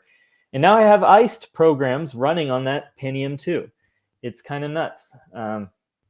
Because the whole stack has been integrated correctly, where Mhm. we have a software rendering fallback and Cosmic Text is there, and just it's optimized for memory usage, so it fits well on such a low end system. Mhm. Mhm. So I know that you have Sunset OrbTK. Why did you decide to do that? Well, like I said, I was not working on GUI stuff for a really long time. Mhm. And there was some work by some other folks to try to modify it to use it. Basically, this company Ergodox hired someone named Florian Blasius, Wait, and Florian he wanted to modify OrbTK to use in their company's products. I'm sorry. Ergodox, the keyboard company, Oh, or are we talking about another Ergodox? it's a different one. Okay, I was gonna say I was very confused for there. Yeah, it is really confusing. I think it might be spelled differently. It might be Ergodoc or something. I don't even I see. remember. He works at Slint now. Okay. Yeah. So what happened was he left that company. He works at Slint. Nobody was working on OrbTK.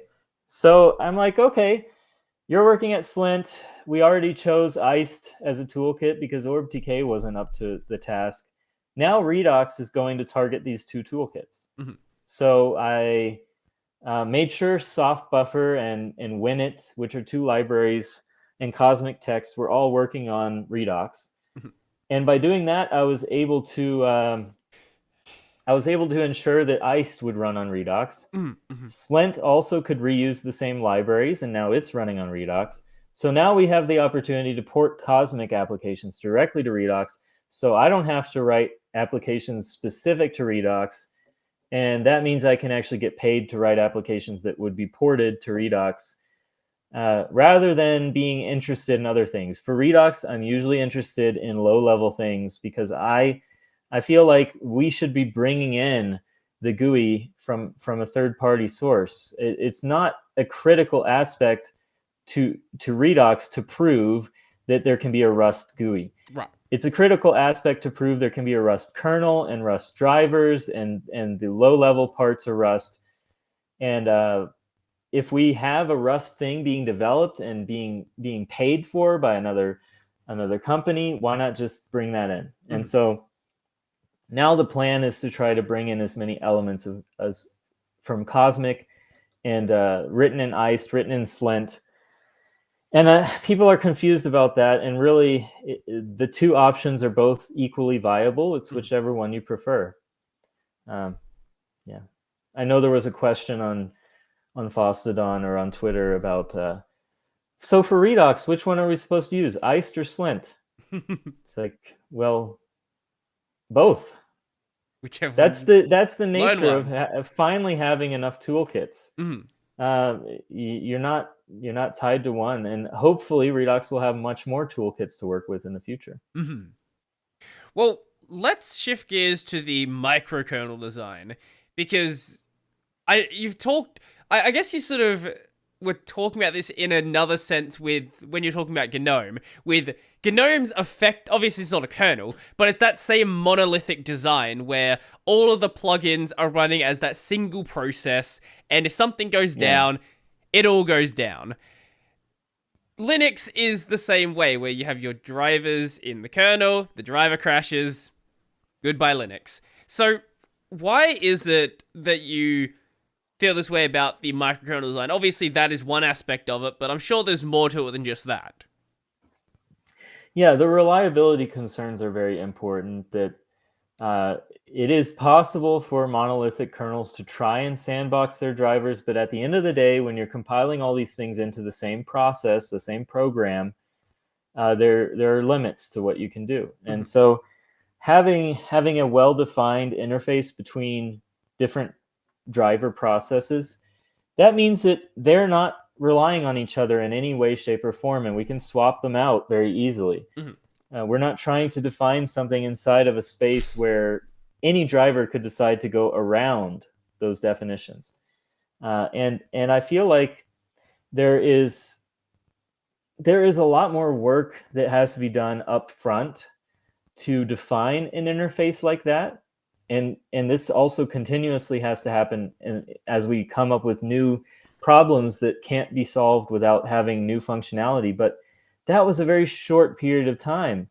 Now we're in the place where we can just pump out drivers so long as we have data sheets for them, which is really the hardest thing.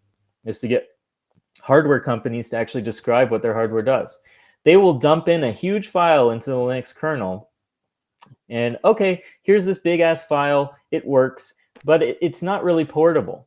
It's specific to the Linux kernel, and it means the Linux kernel gets support for hardware preferentially, and they don't send those things to BSD often. FreeBSD, OpenBSD, they're not sending their hardware patches there. There are customers that are saying, hey, we're using this on a Linux server, can you support it on Linux? And like, okay, here's this huge ass driver file to put into Linux. And the monolithic model is easier for vendors to work in that manner, because they can just dump huge pieces of code into the Linux kernel and do literally anything they have to make it work.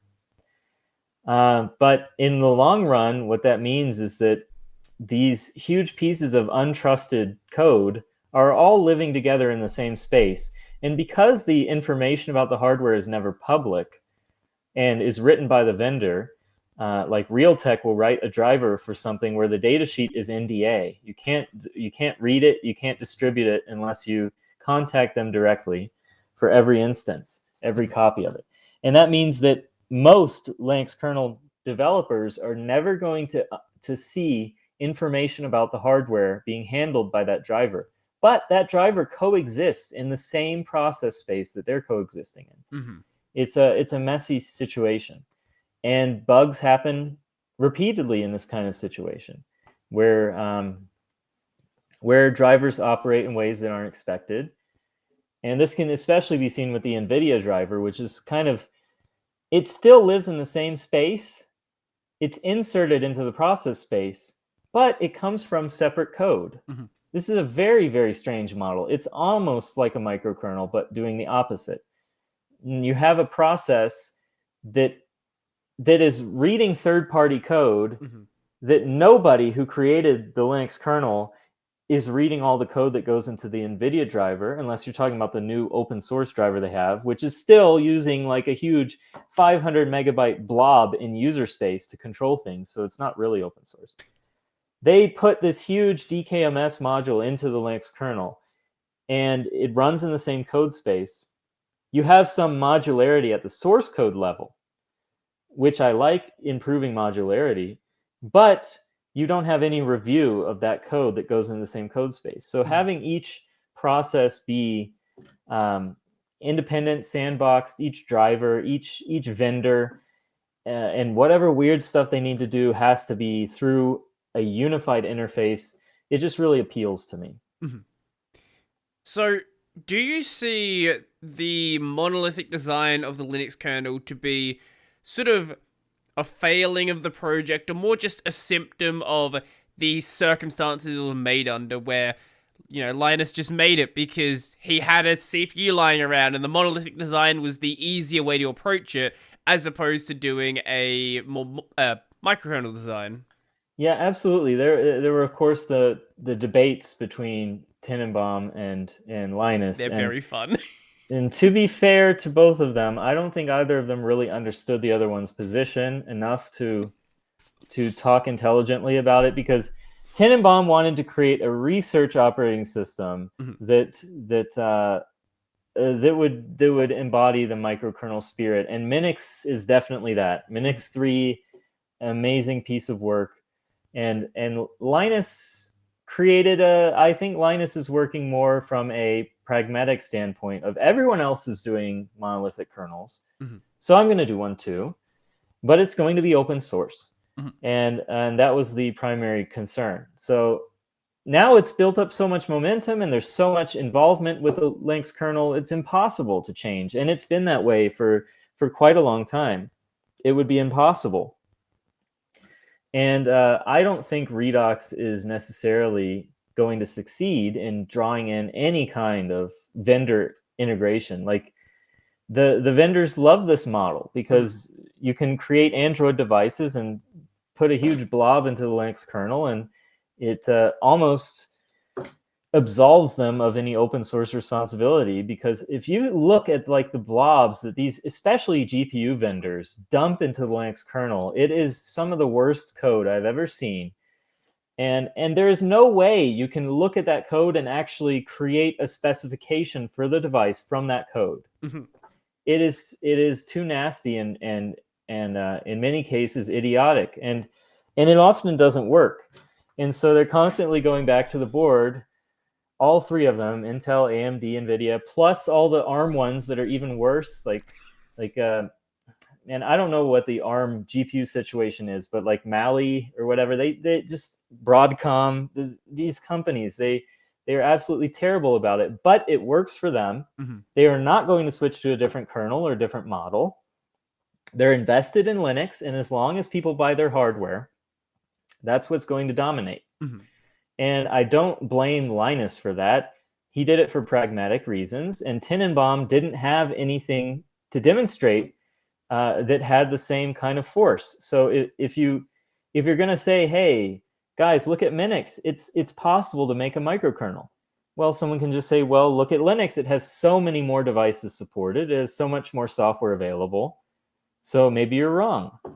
And in the end, I think microkernels definitely are a better design for reliability, for safety, and so many different reasons. But if nobody is invested directly into creating microkernels, especially for the desktop market, then it's not going to happen. I think the best part about the Linus and Tannenbaum debates were every single comment pretty much ended with, and this won't matter when GNU Herd is done. Everyone was like, GNU Herd, this is gonna be the microkernel that replaces everything. And then that project, we see where it is today. It's not in the best of states. Well, yeah, it's again a failing of economic forces to, if you can't find a business case for a microkernel, then nobody's going to have the time to make a microkernel, because it takes significant investment to actually make one. And I say that as someone who is making one. It's a significant investment of resources, and I can get it as far as I can as a independent kind of thing. But if I want to have NVIDIA drivers on Redox, I think there are very few ways to actually make that possible without directly involving Linux. Right. Which is actually something someone working for Redox right now is working on. Mm-hmm. What, like having some sort of like compatibility layer, or? It's a little more than that. It is a virtual machine running Linux that gets the GPU passed into it. And only the GPU, so it doesn't get access to any other hardware. And it runs as a microkernel driver. And that driver then can basically take in commands through the Mesa library on Redox, send those commands to the virtual machine running Linux that has access to the GPU, whichever GPU it is, and then that turns it into commands to the actual card. And it's a way to kind of bypass the problem that GPU vendors in particular are very bad at releasing documentation. The only one that I've found real documentation for that's public is Intel. And even then, it's a very difficult chip to control. And I want to say Intel is going leaps and bounds above the competitors. AMD does a huge code dump into the Linux kernel, and NVIDIA, of course, does a huge proprietary blob that's not part of any open source projects. So we have to layer them, kind of grade them in that form and fashion. Intel gets a B, AMD gets a C, NVIDIA gets an F. And Intel could improve if they did some work to kind of make it simpler to understand how to integrate an Intel GPU into an operating system. But again, they have engineers that they pay, and those engineers produce the Linux kernel driver. So there's not really any business case for them to make the documentation any better. They do release a ton of documentation, but it's kind of all over the place and hard to digest. So this running a Linux kernel, basically.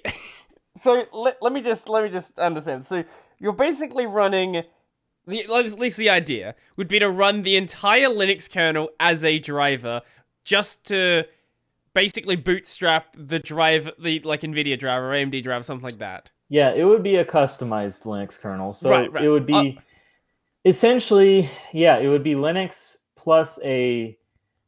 It's almost like what Windows is doing with WSL to pass through graphics, but they're doing it the opposite direction.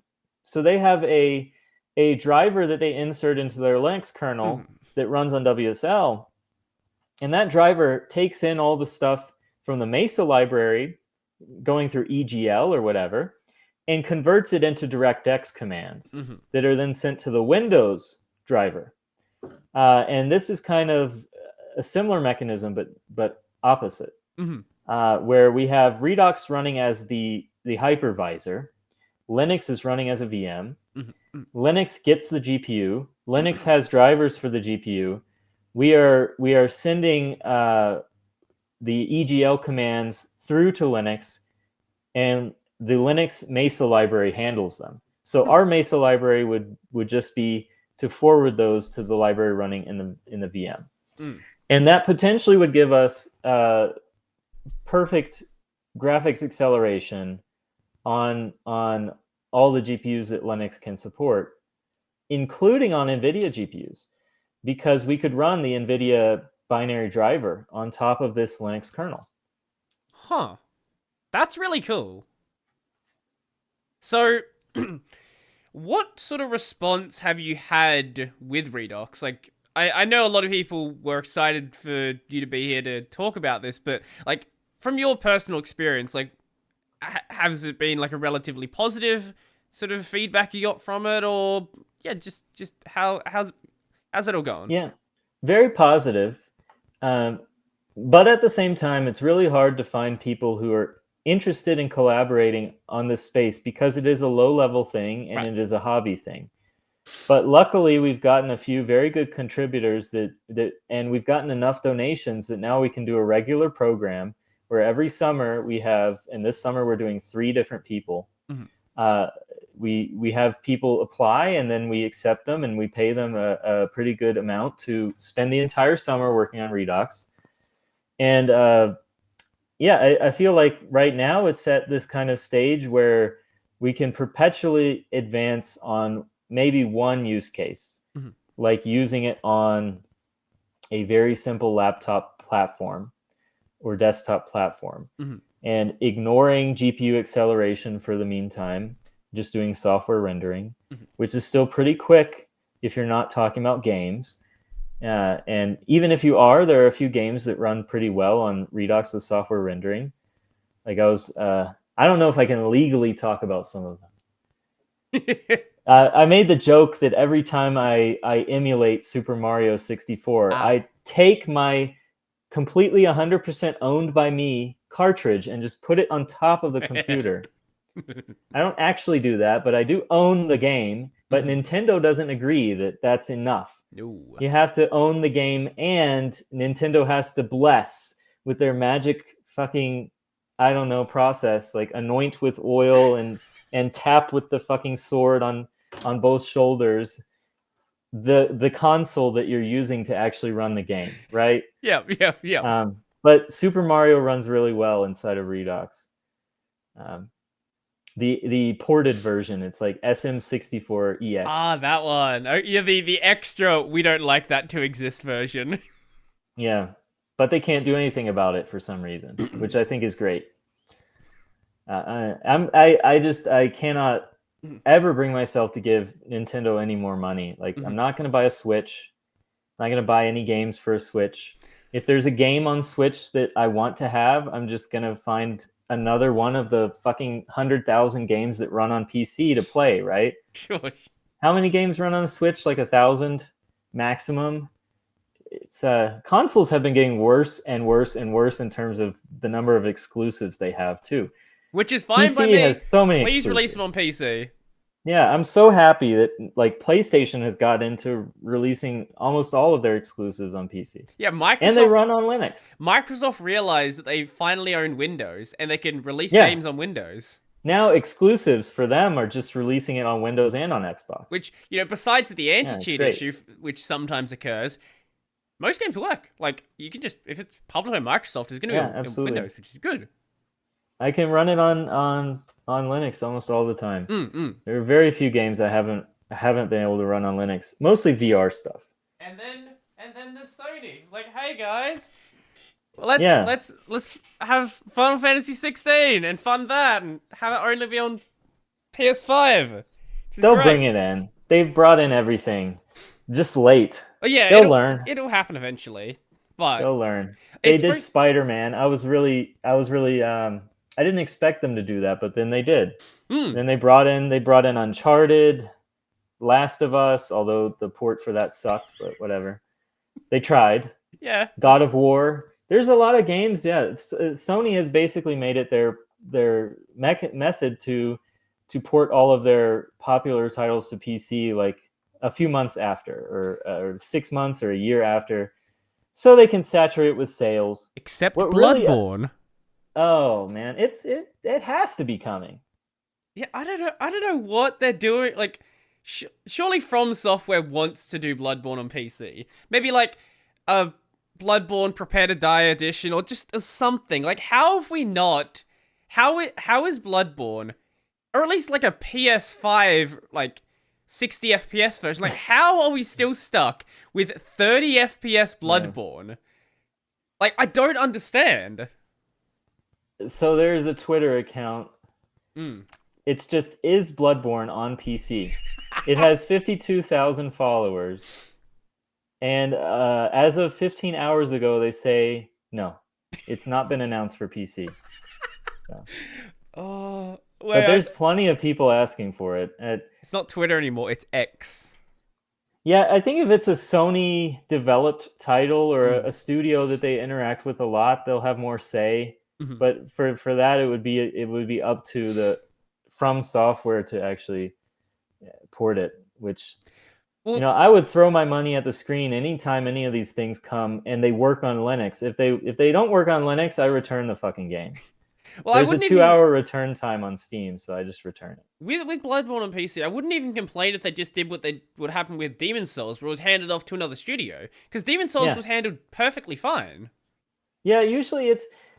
The thing they don't want you to know is that all these consoles are just PCs. At the end of the day, it's just a PC with static hardware, right? It's just a AMD CPU with RDNA 2 graphics. It's like it's a fucking Steam Deck, right? It's the same hardware. Well, even more so nowadays. Like, there was early on with the PS5, there was like this big deal about the PS5's SSD, and it makes so many games possible. I hated that so much. It's literally you can take that SSD out, stick it in your computer, reformat it, and it will work. Like, it's just off-the-shelf consumer hardware. I hated the fucking fanboys who are just saying PC is so slow. Look, PlayStation has a faster disc than PC now. I'm like, no, because PlayStation is just a PC. Yeah, that's all it is. Yeah. So whatever is there is available on PC. If maybe AMD got their custom chip into it a little bit before, but that wasn't even the case. It's ridiculous. It's and what it was that they were claiming the compressed speed was 10 gigs per second or something. I'm like, well, you can compress stuff on PC too. It's not against the law or anything, and a lot of games do that already. So yeah, it was built-in compression, which then Microsoft did the direct IO thing where the concept is that you have the NVMe drive directly feeding data to the PCIe graphics card over the PCIe bus. And that's something that might work. But again, that was available on PC too, and Linux can support that kind of thing too with SR-IOV, I think. The one major difference you have with the consoles is the big shared memory cache. Rather than having your separate GPU memory and then system memory, it's all just one big thing. That does make certain things work a little bit differently, but That's the only Yeah. major difference. Yeah, still doesn't make the PS5 any faster. Like, it's just See, the laws of physics can't be. the thing I hate about the state of like gaming right now is we're at a point now where the consoles are so similar to a PC, yet the ports we are getting are the worst they've been in so long. Like, we had the PS2, which was this dumb emotion engine thing. Then we had the PS3, which is this stupid cell processor. Then Right, we had the completely PS4. different architectures. Yeah, they're these nonsense. Like, the architectures are just completely ridiculous. Like, the PS3 was being used as like in.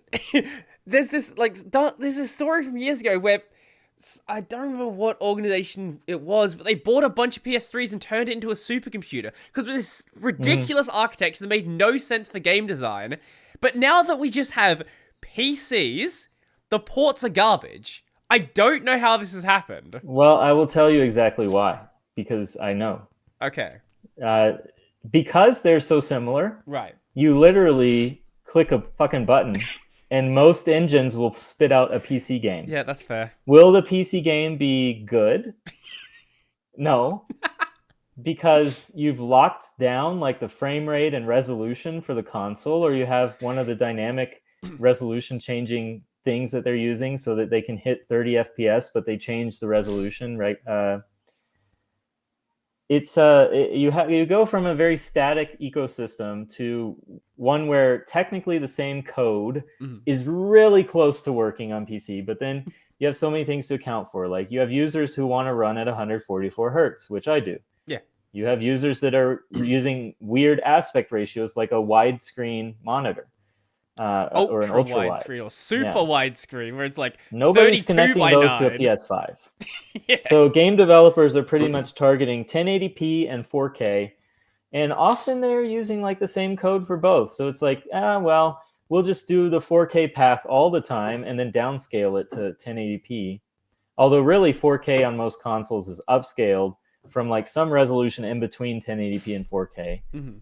But the point is that they hard code those things, and then to actually make a good PC port, you need to decouple those things and actually make them configurable. And so I know I'm in for a good ride when I launch a game and it doesn't even ask what resolution to run at, and then I check and it's not running at the resolution of my monitor. I know I'm in for a good ride. Yeah, that's fun. When I go into the settings and there's no settings for frame rate, I know I'm in for a good fun ride. Because I have a 144 hertz monitor, and I'm like 90% sure that you can't divide 144 by 60 or by 30. Right? It divides by 72. The point is that if they're running at 60 or run it at 30, I'm just not happy. No. Yeah, I can tolerate 60. Like 60 is it's not like I have 165 hertz display. 60 is not good, but it's tolerable. 30 is rough. Like, unless it's some game where like it's a grand strategy where like the only thing that's moving is your cursor. Like, that's the only case where 30 is remotely tolerable. It's painful, yeah, and some people believe that 30 FPS on a console is somehow magically better than 30 FPS on a PC, and that's just not true at all, because again, they are the same thing.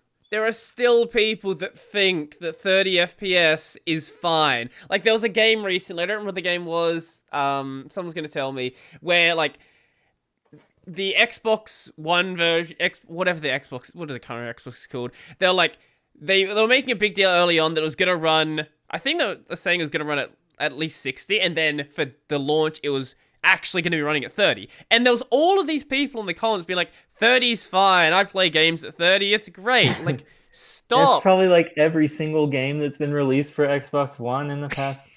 I think Cyberpunk's running at, that was barely running at 30 at launch. Like, exactly. That like wasn't even 12. They had to recall the PS4 and Xbox One editions because they were so shitty. I can't blame them, because PS4, man, Like you look at PC hardware, that's like 10-year-old hardware by Mhm. now. So it's really difficult to fit into that. I do But like the PS5 is backwards compatible. Right now, my PS5 is yeah, basically a PS4 emulator. exactly. The PS5 is just a PC that you can run less software on. Yeah. Like, the game I've been playing most is Final Fantasy 12, which is an Yeah, HD remake of a PS2 game. yeah. I've been doing the Final Fantasy VII remake. Ah, Pretty nice. good. I run it on Steam Deck. I run it on my big ass PC, and it runs fine. I think most of the time those ports are actually okay. I would like to have a Steam Deck. Valve Yeah. doesn't sell it in Australia. I would have to go through some, like, importer or, like, do some other Why don't you nonsense to have a get it. Steam Deck? You have a PS5 but not a Steam Deck? Yeah, but look, if Valve started selling it in my country, I would buy it. Everybody complains like sell this here, sell this there. You can get it, I'm I'm aware I sure. can get it. Just send me $600 and I will send you the $300 version Yeah, via mail that's right. in an envelope. Mm-mm. It'll get there in like 2 I weeks. don't trust the money's gonna get there. Hey, if it's lost, that's on USPS. That's on the postal service. Yeah, That's not on I've me. I every swear I sent it. everything I've heard about USPS, I don't want to trust them with $600 in an envelope. Yeah, but it's like compared to the other carriers, I feel like it's a requirement. Anytime you want to handle somebody else's stuff and move it to somewhere else, you have to drop it at least 5 times. And if there's an arrow, it has to be dropped the opposite way. Uh, Fragile, keep this way. Nope, drop it on that side. I did hear this funny story about this bike company.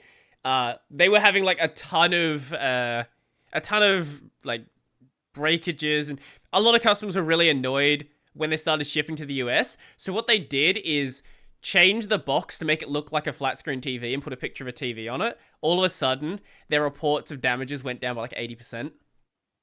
Oh, yeah, yeah. We have to do a lot of creative things to ship Thalios, to ship our desktop line, because we ship them with the GPUs installed. Mm. So we actually have a shipping brace that is extra super duper.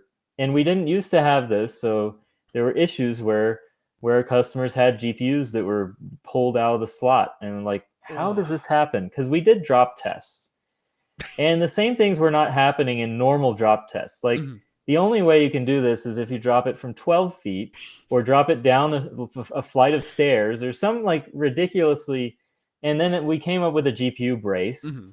And so that screws in, and it's like the GPU is like held in by like 8 different points, just like completely grabbing it, doesn't have anywhere to go. And then now it seems like it ships okay. But yeah, they see the fragile sign, and I guess we don't have a logo of it being a desktop computer, but I feel like if we did, it would still be dropped just out of spite.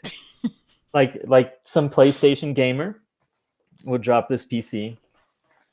Brody would be handling it like, stupid thing doesn't have Bloodborne yet. I'm dropping it. I play most of my games. I just like this thing's a PS4 emulator. I play most of my games on PC.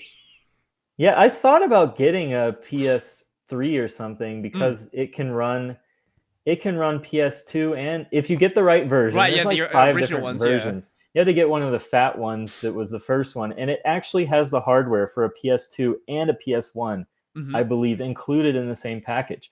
Then you can run PS1 games and PS2 games at native everything off of a hard drive. So I thought about that, but yeah, I don't think I need yet another platform like that. Well, on that note, we've gone way off topic of the main stuff, but it is what it is. Tends to happen. Let's end off the show. So, let the people know where they can find you, where they can find PopOS and Redox and everything else you want to mention. I have a website that links everything. It's soller.dev, solar.dev. Here we go. And yeah, so that links everything. It links to Redox, System76, PopOS, and all of my personal links. Please give me money on Patreon, for my Patreon. Please follow my SoundCloud. The money on Patreon I had to check for a is... second to see if there actually was a SoundCloud there. No, there's not a SoundCloud. There is a Patreon. Not though. yet. If I could make a little bit extra money for Redox, the Patreon is 100% used by Redox. So money there goes into new developers there, which Awesome. goes into fun stuff that probably won't compete with Linux, but you know, it's fun. Well, this was a lot of fun. I really enjoyed this. For anyone who noticed that I might have been like coughing a lot throughout, I did mute my mic most of the time. I am currently recovering. I made the mistake of going to an anime convention, and when you do that, 99% of the time you're going to get sick, and I got sick. So You're just not going enough. that's a good point. You need to go every time there's an anime convention. Well, I would, but they were shut down because of, you know, the whole yeah, then you'll get the your world being shut immunity down up. thing. You just got to get your immunity up. Well, I don't go to conventions, man. I can't handle it. Like you say, I get sick every time. Yeah. And it's Is a whole that thing. I hope you feel better. Yeah, I'm pretty much most of the way back. It's just slight cough. Yesterday was way worse, but I guess it's 2:30 in the morning right now, so the day before, whatever, it doesn't matter. Anything else you want to mention, or is just that? That's it. Keep an eye out for Virgo. We're making our own laptop in-house at System76. Nice. It is an open source, not GPL3 anymore. We settled on the CERN open hardware license, which is basically GPL for hardware. Wow. And it is, as far as I know, the first open source x86 motherboard. So we will see. Wow, that's really cool. Yeah. As for me, my gaming channel is Brody on Games. Right now, I probably finished off Black Mesa, so I reckon I'll be playing Portal with Ren. So come check out with that. I'm terrible at puzzle games. Ren's terrible at video games, so that'll be a mess. Also, probably still playing through Final Fantasy 16. It's a really good game. Highly recommend it. Released it on PC already. Yeah. Main channel, Brody Robertson. I do Linux videos there 6-ish days a week. I have no idea what it'll be out by the time this comes out. I'm way ahead in my podcast recordings. I need to take a break off the podcast and bring things up, closer to when things release. But there'll be something there. Hopefully not more Red Hat stuff, but there probably will be more Red Hat stuff because that never stops. And this channel, if you're listening to the audio version, you can find the video version on YouTube at Tech Over Tea, and you can find the audio version pretty much anywhere you can find an audio podcast. There's an RSS feed. Stick it in your favorite app. I like Antenna Pod. It's great. I'll give you the final word. What do you want to say? I want to say that we need more open source in this world, and things are not moving in the right direction. If you want to support it, you have to pay for it. You have to buy it. You have to show your love for it. You have to show everyone everywhere that you're using Linux until they are so annoyed with you that they use it just to get you to shut up. So please keep doing that. I don't think you need to tell people to do it, but they're going to do it anyway. Especially let them know about Arch Linux. Exactly. Right? Yep, exactly. Awesome. Well, I'm out.